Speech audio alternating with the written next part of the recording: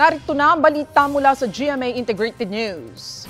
Isusulong ni Pangulong Bongbong Marcos ang pagpapaigting sa labor cooperation at kapakanan ng overseas Filipino workers sa kanyang working visit sa Germany. Kaninang umaga oras dito sa Pilipinas, dumating ang Pangulo sa Berlin. Inaasahang makikipagpulong siya kay German Chancellor Olaf Scholz, ilang business leader pati sa Pinoy community sa Berlin. Inaasahan ding magkakaroon ng ilang kasunduan ng Pilipinas at Germany tungkol sa pagpapalakas ng kooperasyon sa maritime at vocational education sectors. Pagkatapos ay pupunta rin ang Pangulo sa Czech Republic para sa state visit.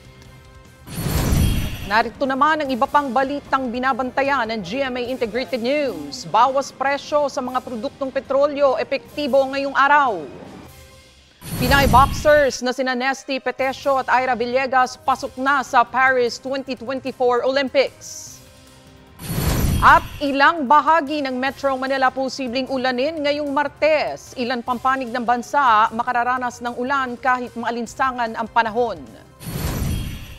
Para sa mas malaking misyon at mas malawak na paglilingkod sa bayan, ako po si Tony Aquino ng GMA Integrated News, ang News Authority ng Pilipino.